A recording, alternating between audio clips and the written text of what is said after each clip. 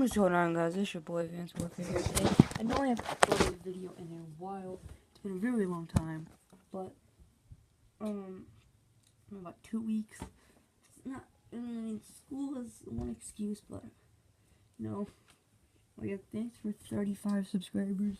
I appreciate it for not uploading, but yeah, guys.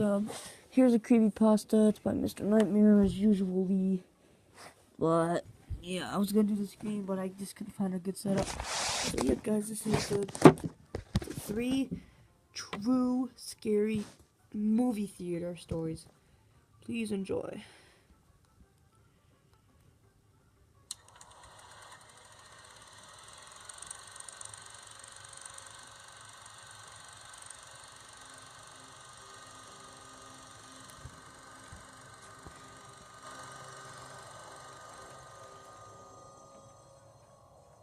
It was April of 2015.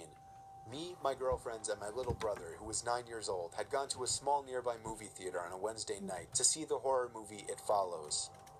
We usually went late on weekends to get the whole theater to ourselves. Plus, I had off on Thursdays that semester. When we entered the theater, at first it seemed like we were the only ones inside, but then my little brother pointed somebody out. It was a man in a dark gray hoodie sitting in the top left corner seat in the theater. It was a little sketchy, but nobody would really give it a second thought. We picked upper middle row seats with a railing in front so we could put our feet up, and we each sat with an empty seat between us for more room. I know, that sounds weird to do with my girlfriend with me, but having my brother there made it a different story. I was sitting the closest to the edge, and therefore the closest to the one other guy in the room besides us. Within 5 minutes, the previews were over and the movie was starting. The lights in the theater dimmed to darkness, and the only light now was the light projecting from the screen. My little brother took out his bag of candies he snuck in and started to eat them obnoxiously loud. About 5 minutes into the movie, over my brother's loud candy wrapper noises, which we told him to stop for the record, I thought I heard a pretty loud sound come from above and behind us. I waited a few seconds to sneak a glance behind us, and saw that the guy that was sitting in the top corner had moved down a row, which was odd. But again, I didn't give it more than a second thought. Another 5 minutes later, when the movie was already starting to get interesting, I heard something from behind us again. I turned when I thought it wouldn't be too obvious, and again, the guy was a whole row closer to us. I leaned to my girlfriend and said while chuckling, "Don't look, but that guy keeps moving closer to the screen." She shrugged her shoulders and didn't even show interest in checking. I told myself if he did it again, then I would have a problem, and managed to get back into the movie. I'd say another 5 minutes later, without even hearing anything this time, I just turned around out of curiosity and saw the man a whole row closer, but this time he wasn't at the last seat of the row anymore. He was moved further down the row, closer to us. Now he was only 3 rows behind us. I nudged my girlfriend and she turned around. Then she looked at me and gave me a confused, concerned kind of look. She asked me if we should move, and I said definitely not. At this point, I wasn't able to pay attention to the movie anymore. Even though I was facing the screen, I felt like the man's gaze was hitting me in the back of the head. I told myself if he moved closer, I would turn around and firmly ask him what he was doing. But then I also thought, what if I'm looking too much into this? What if he's just a normal guy who happens to keep switching seats for a better view? Once more, I turned around, and the man was only 2 rows away from us now, closer to the center of the row, or rather directly behind us, and his head was just completely down looking at his lap. I didn't even bother to check what he was looking at. He could have been looking at nothing. I literally opened my mouth ready to say something, but I was just too much of a coward. I was only 16 last year and pretty skinny. My little brother got up during a slow part of the movie to go to the bathroom. About a minute later, I turned to see if the man had gotten closer again, this time actually ready to say something. But I was shocked to see nobody behind us. It was completely empty. I told my girlfriend, and she said good. But then I stood up in pure fear, thinking of my little brother. Telling my girlfriend to wait there, and running out of the room and into the empty theater halls, I saw the man in the gray hoodie entering the men's bathroom down the hall. Fearing for my little brother's safety, I ran down the hall toward the bathroom, opened the door, and saw the man literally on his knees peeking under the 2 stall doors. Then he looked at me, and at the same time I heard my little brother call me from down the hall. I saw him waving me over in confusion. I ran to him, got my girlfriend out of the movie room, and we went to the front desk. The teen working the front ticket stand called the police, showed us and the cops the video footage of the man walking down the hall, and then we filed a police report. I'm just so grateful that my brother went to a different bathroom down the opposite direction of the hall, because if he had been in there, even with my showing up to save him, I have no idea what would have happened. It's been over a year now, and the man was never identified. Okay, this is, I think that's the end of story 1. Yep. Here comes story 2. Back in 2008, Cloverfield was one of the biggest movies of the year, and I desperately wanted to see it. Most of my friends had already gone to see it, which upset me, given that I didn't want to be seen going to the movie theater alone. However, I didn't have work or school on Thursdays, so on Wednesday night, I figured I could get away with going alone to one of the small theaters nearby with a screening of the film at 9:30, since I knew it would be quiet. Well, I showed up, bought a ticket, and immediately realized the entire building was dead. I entered the theater, and much to my surprise, there was not a single person in there.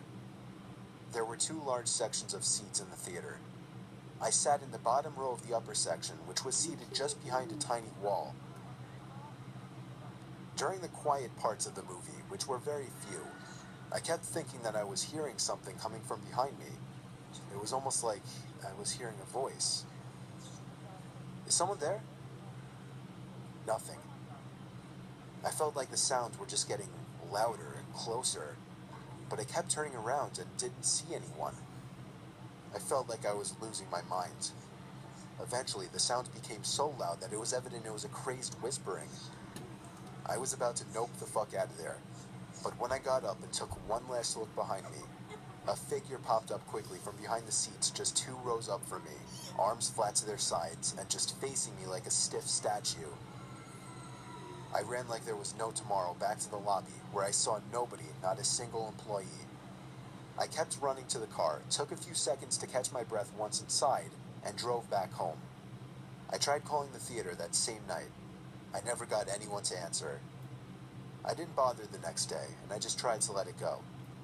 It still freaks me out beyond imagination to this day.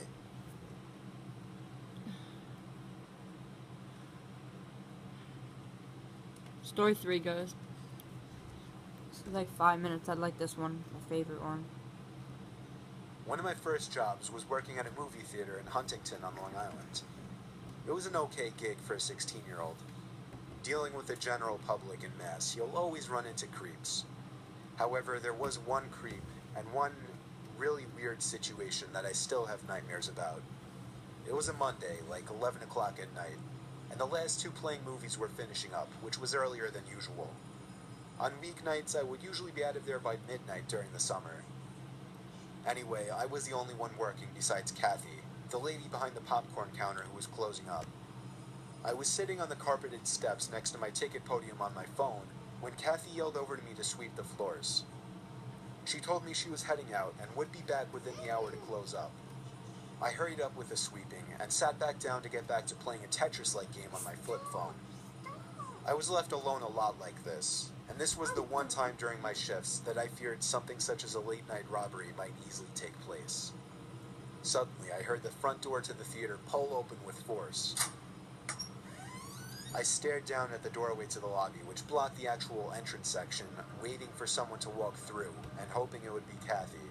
After all, she would have locked the doors anyway at this hour.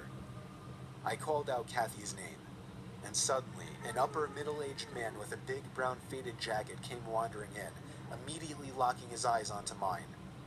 I told him we were closing up and he had to leave. He looked at me with a sort of intimidating Vincent Pastore kind of look on his face.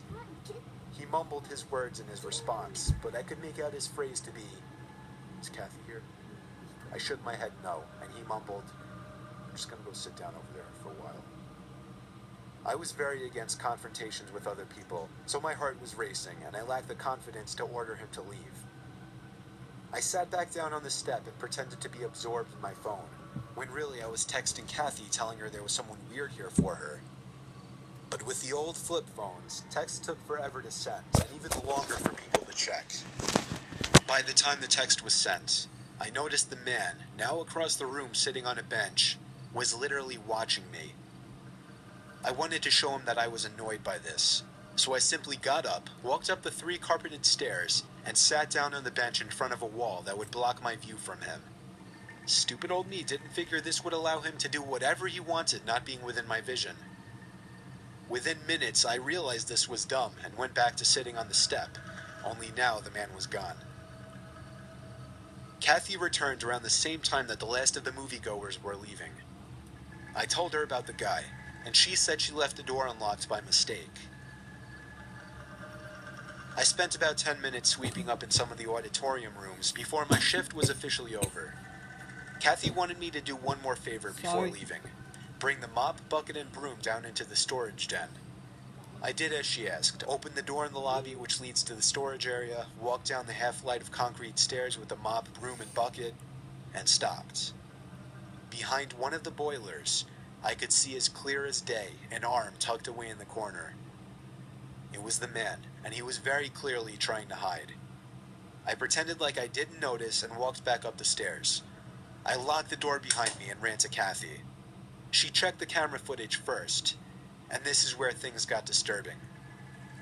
Within the period of time that I was hiding from the man, the surveillance cameras caught him getting up and leaving the theater. Kathy seemed surprised and declared, "That's my ex-husband." I felt like my heart was starting to drop as she said this, and I was starting to put things together. I assured her there was in fact somebody down there. She took out her cell phone and dialed not for 911, but rather for her ex-husband as she left the building. I followed her, afraid to stay in the theater alone. Kathy suddenly started to panic, as it seemed her ex-husband hung up the phone on her. She then called the cops, and what she explained to them shocked and disturbed me. When she hung up the phone, she was in a panic, and she tugged me away from the building. It turned out her ex-husband arrived to the theater to get her out of there, because he had apparently run into some trouble with a guy he knew who threatened to kill Kathy for whatever messed up reason. The cop cars pulled up into the parking lot with their sirens blaring. Minutes later, they came out with some old Italian mobster-looking guy in cuffs. Kathy never showed up for work after that, and I was never able to get the full backstory out from anyone. I was the coolest guy at the theater for a while since I witnessed all of this. I just really wish I got the full story though, because it really interested me. I never saw Kathy, her ex-husband, or that random guy who potentially almost killed me had I approached him ever again.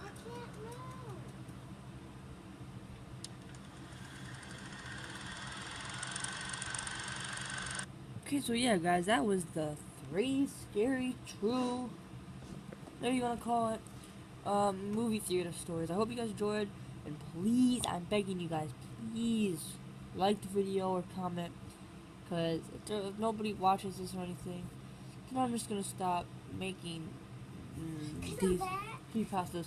But yeah, guys, hope you guys enjoyed the video. Leave a like, comment below, and I'll see you all in the next one. Goodbye. Bye.